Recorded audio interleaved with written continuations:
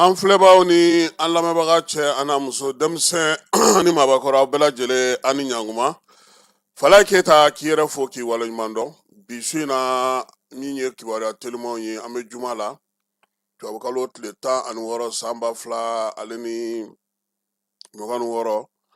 Bi maliyɛn caman ye tasibila kɛ Ibrim Boubacar Keyita ye. Ale ka soma yɛlɛmali o san 4 tun ye bi ye. Bonyamasegu ni waleɲuman dɔn ani maa minnu jɛra. Maliden gansanw fana olu fana ye foli taloni kɛ ka ɲɛsin Sɛbɛnnikɔrɔ Burama ma ko Ala k'a dayɔrɔ sumaya. Wolomasiri tabaw ka ɲɛma n'o ye baro kɛlɛtigi ye ko k'a da bɛɛ lajɛlen tulo ka wulikajɔ ni cɛsiri kununko tile kɔnɔna na. Baara minnu kɛra ni pankurun ye a ye nɔbɔ kɛrɛnkɛrɛnnenya la tesalitikaw fɛ yen. Mali ale ni Alizeri dantɛla ta kɛra nɛgɛ ka ye. Maramafɛn dɔ tun bɛ yen ale kɔni tun bɛ ka munumunu salo kɛ armée y'a walon ka taa bɔ k'a bin ka minɛn bɛɛ lajɛlen waraka ka bɔ ɲɔgɔn na k'a kari. Baro kɛlɛtigi ko sa ko wulikajɔ bɛ senna Mali fan 14 bɛɛ lajɛlen min ye armée ye. Maaw n'u bolominɛw bɛ se ka lakana cogo min ye jamanadenw bɛ se k'u ka baaraw kɛ cogo min na. Sabula nin waati in na a yelen don k'a fɔ ani Alizeri dantɛla sanubɔyɔrɔ min bɛ yen sa maa caman bɛ yen olu bɛ ka t'u duuru sanu kɔrɔ ka taa ta. Armée ale kɔni bɛ lawaleyali kɛ lawaleyali min bɛ yen bi n'o bɛ tali kɛ maa o maa la sa n'e kɔni kɛlen don ka t'i sigi sanubɔyɔrɔ ninnu na i ta fila ani cɛtigɛ sabula sɛbɛn tɛ maa bolo o tɛna se ka to yen tuguni an ka jamana ale kɔnɔna na. Fala ye Mali jamana nansaralakaw ka kunnafonidi gafe min bɛ yen n'u b'a fɔ ma ko Jeune Afrique ko a kana tila yan a kana feere an ka jamana kɔnɔ tuguni. Minisiri min bɛ mara kama bɔli kunna ni ale yɛrɛ ye fanga ka kuma lasela ye Général de division Ablaye Mayiga ale ye bataki bɔ ko k'a sababuya kɛ min ye Jeune Afrique ye a ye waleya min kɛ o ti bɛn ko Jeune Afrique feereli a tilali k'a ye maa bolo a kɛra sugu o sugu ye ko a kɔnnen don Mali jamana ale fan 14 bɛɛ lajɛlen fɛ min ye Jeune Afrique ye k'a jibina ngalo min ni tiɲɛ cɛ ka jan a y'o ta k'o da fasoba jamanaba in na basigibaliya ka se ka o ɲɛsin jamana ma min ye Bamajɔlen juguya wale kɛbaaw k'olu ka waleyaw k'olu kɔkɔrɔma don taji ta degun min yera o la k'o ta k'o sankɔrɔta k'o kɛ i n'a fɔ dɛsɛ ka ɲɛsin an ka baarakɛlaw ma min ye o bɛɛ lajɛlen kɔfɛ kibaruya fɛn fɛn bɛ yen n'u y'a di u ma jamana ɲɛmaaw ɲininka o hakilina na u m'u fɛla ɲininkali kɛ k'u sigi dɔrɔn k'u ta kɛ a sɛbɛnni ye ka jigin fo ka taa Mali ale ni AES jamanaw ko ka olu la siga Burukina ale wolomasiri tabaw la min ye tiɲɛ min tɛ nin journaliste ko in kɔnɔna na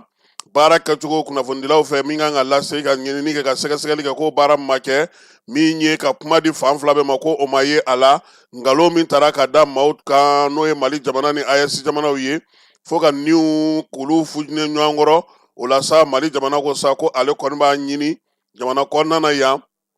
maa si kana Jeune Afrique san maa kana a kana feere a kana tila a kana ye Mali yɛrɛ kɔnɔna na sira sugu o sugu fɛ wa ko ni maa min fana y'i kana gɛlɛya k'a ta fala ye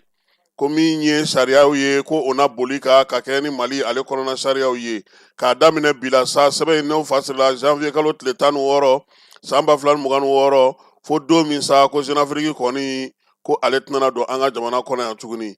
Premier ministre sɛbɛn in taara di ale ma minisiri min bɛ mara kama bɔli ko kunna o yɛrɛ fana ye dɔ sɔrɔ a la sariya minisiriso min ye jamana kɔnɔ lakana minisiriso ye aki ka taa fara anw yɛrɛ kunnafonidilaw ka minisiriso ma a cira Jeune Afrique yɛrɛ fana ma Mali ye a dɔ mara a yɛrɛ ka archive olu kɔnɔna na sɛbɛn fasirila maa min fɛ Général de division Ablaye Mayiga mara kama bɔli minisiri gouvernement ale ka kuma lasela tajiko ta nasira fɛ minisiri min bɛ jagoko kunna ale ni taji feerelaw ye ɲɔgɔn sɔrɔ min ye siɲɛ 9nan kun ye nin ye u ka baabu ka se ka hakililajigi kɛ baara minnu kɛra ani maaw bɛ ka kuma minnu fɔ tile 2 na fura bɛ se ka sɔrɔ olu la cogo min ɲɛfɔli kɛra minisiri ye tuguni fɛɛrɛ ni dabali minnu bɛ yen n'olu kan ka se ka sigi sen ka kɛrɛnkɛrɛnnenya la min ye nin ko in wulikajɔ bɛɛ lajɛlen sa k'a dilan k'a ɲɛ k'a kɛ bɛɛ lajɛlen sago ye k'u bɛna n'a lajɛ ka fɛɛrɛ kuraw sigi sen kan o la sa minisiri kɔni ko sa ko kabini décembre kalo tile 29 kana se janvier kalo tile 12 ma citerne min donna an ka jamana kɔnɔ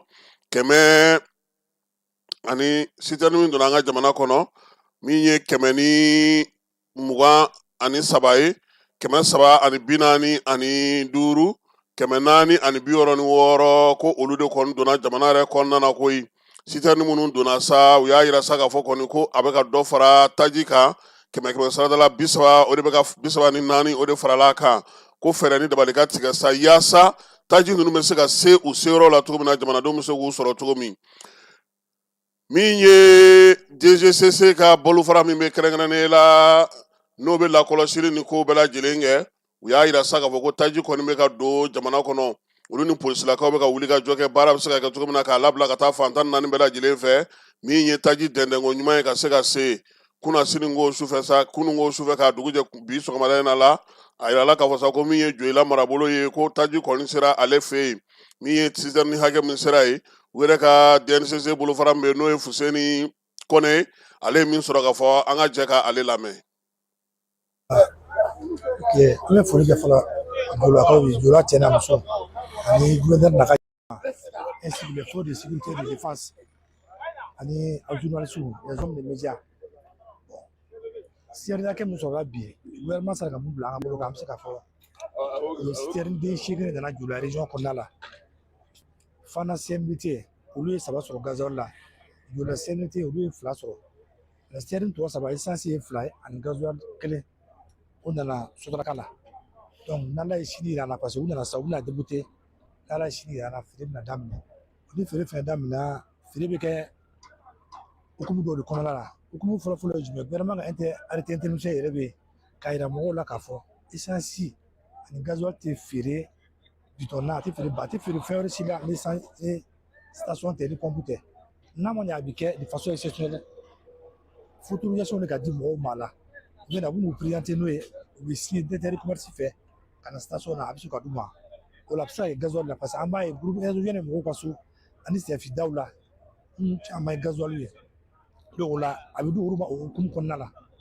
hukumu filanan ye jumɛn ye o ye population yɛrɛ ye an b'a ɲini population fɛ mɔgɔw ka a ko kɛ ni hakili dɔɔni dɔɔni parce que ni ko mɛnna ka na mɔgɔw ka n'a ye ko bɛna sɔrɔ ni nin y'a laban ye an bɛ dugawu kɛ nin y'a daminɛ ye a bɛ continuer essence bɛna feere prix fɔlen na essence ye 775 ye gasoil ye 725 ye bɛɛ b'a sɔrɔ mɔgɔw ka na ka ɲɔgɔn bonya ni aramu ni force sécurité ye dispositif bila en place bɛɛ k'o bonya ka na jɔ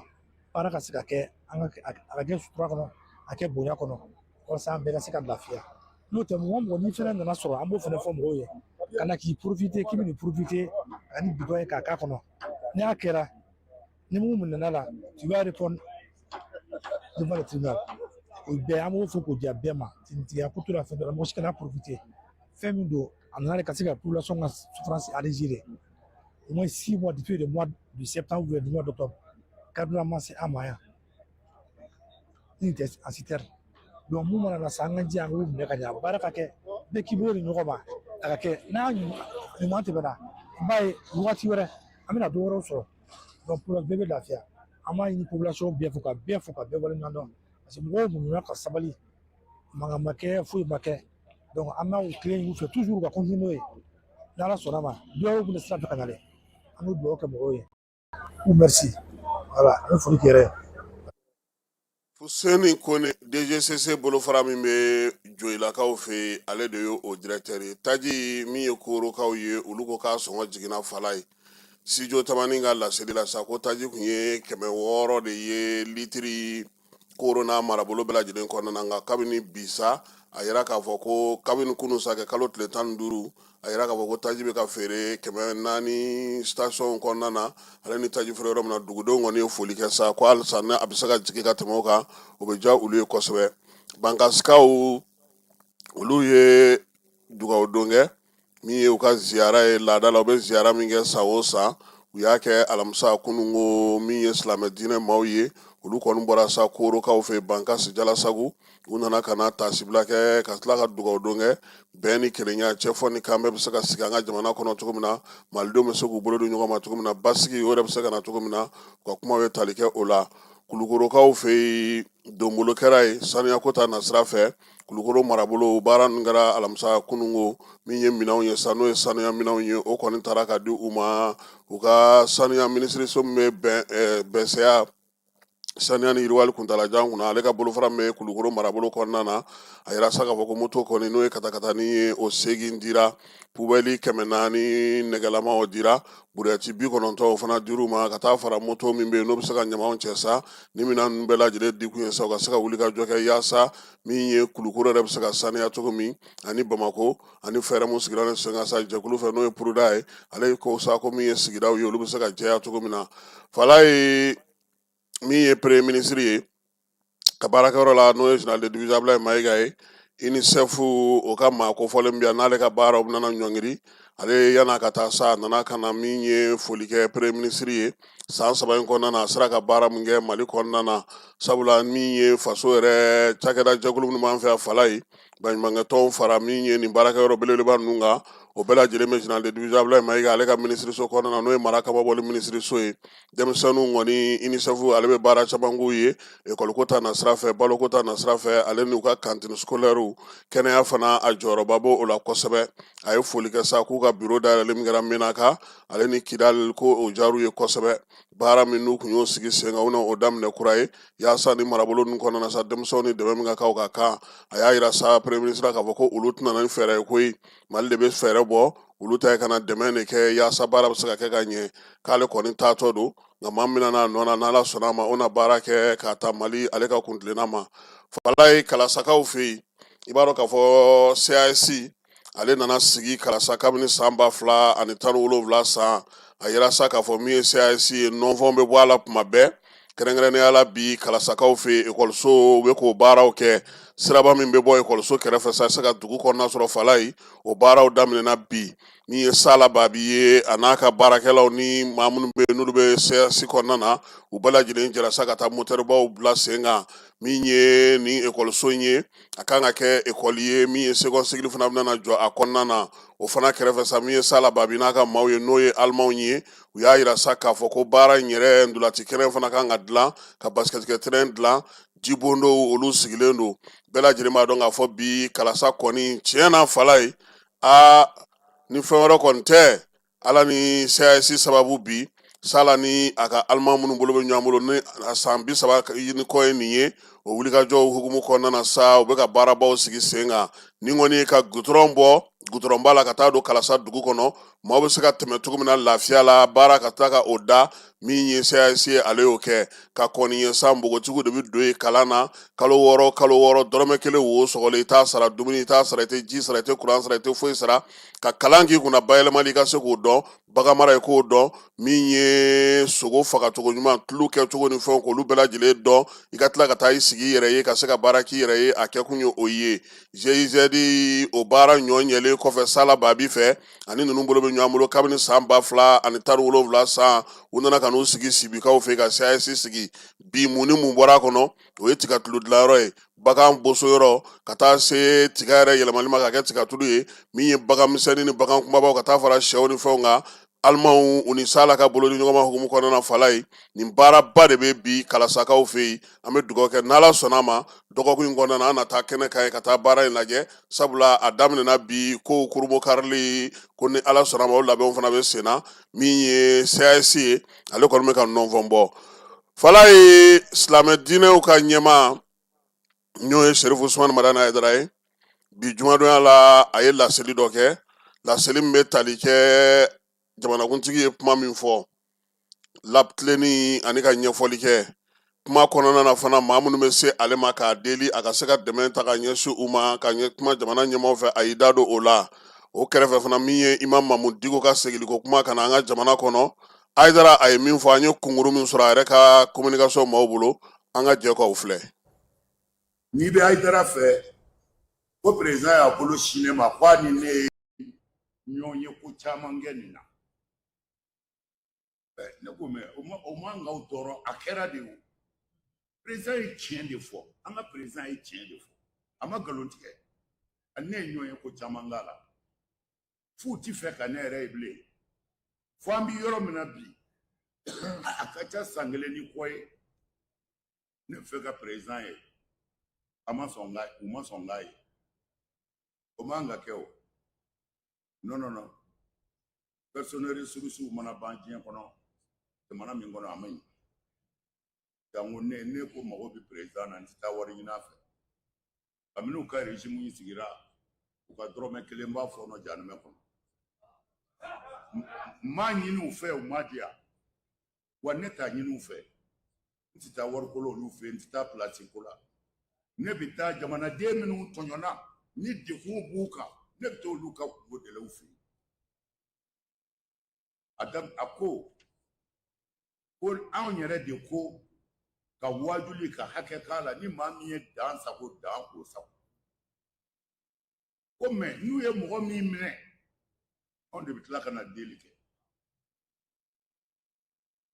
ko ne y'a caman kɛ mɛ a ye tiɲɛ de fɔ sɔla minɛna ne tun bɛ Amérique de ne ye n to Amérique k'u wele a ye min minɛ nin ye n b'a ɲini an fɛ a ka ɲɛ an ma Ala kama a y'a bila a ye kuma minnu u ko a ye min fɔ i y'a mɛn wa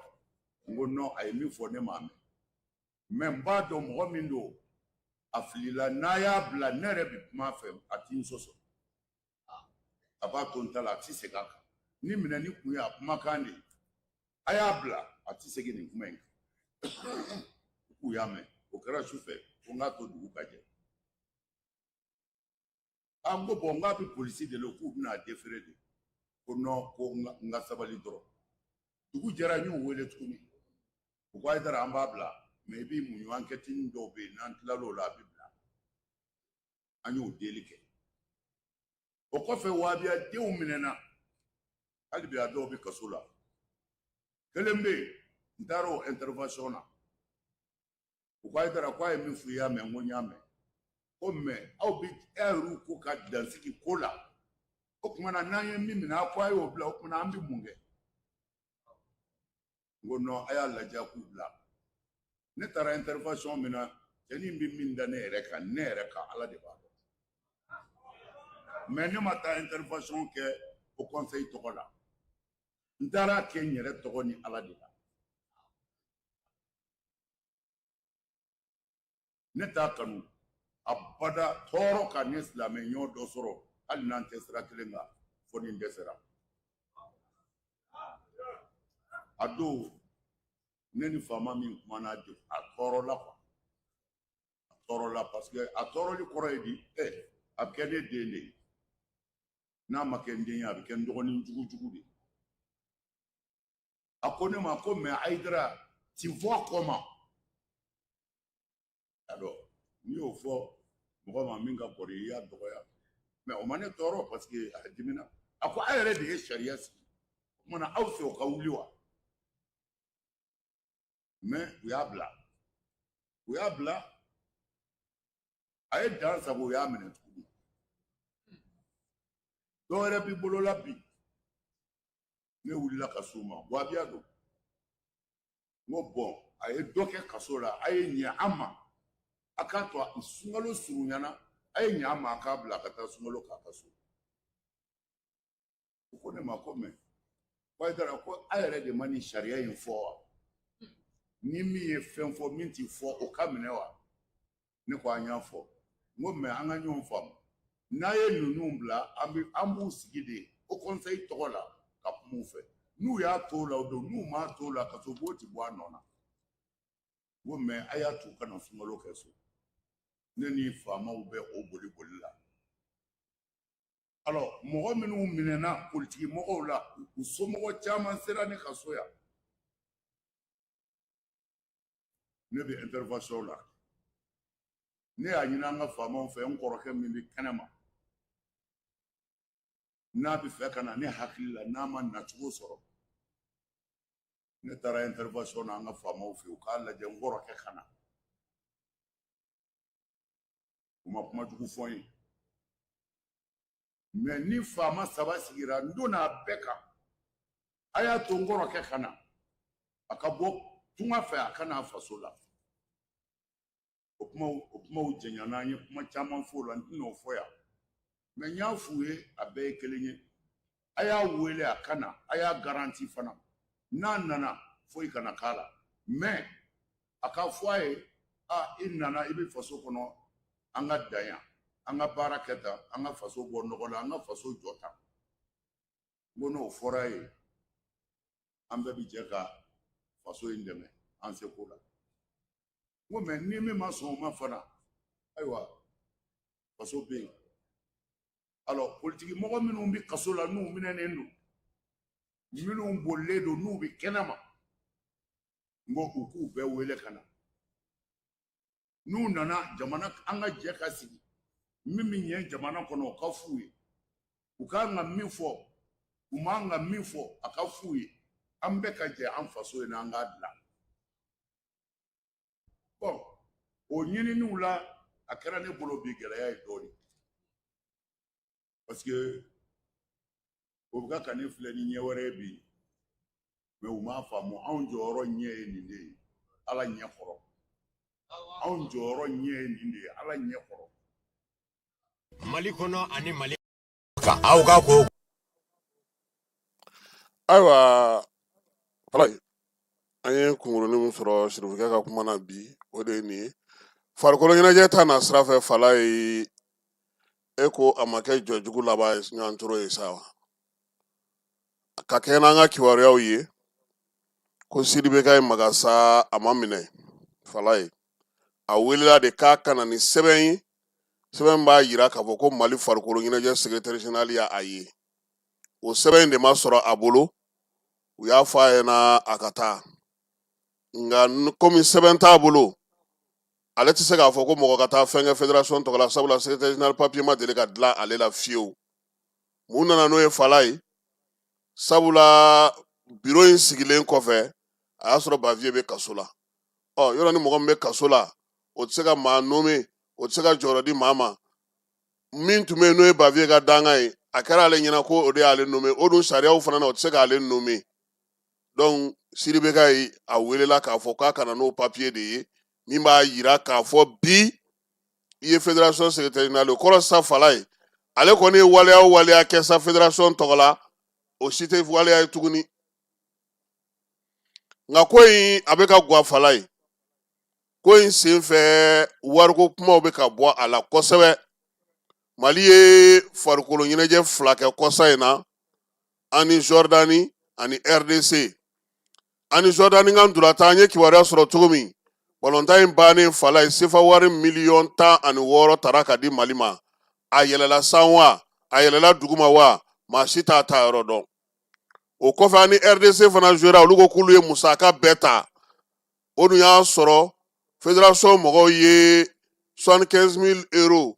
o minɛ jamana bolo yan k'u bɛ taa o ndulata in na Falaye o wari fana ma ye manager général ale ka wari ko min ye fédération ɲɛmaa dɔw bɛ yen olu de kun nan'u kun bugu sisan tɔn in kan u b'a tɔnɔbɔ ten Orange ye wari min di n'o ye $100,000 ye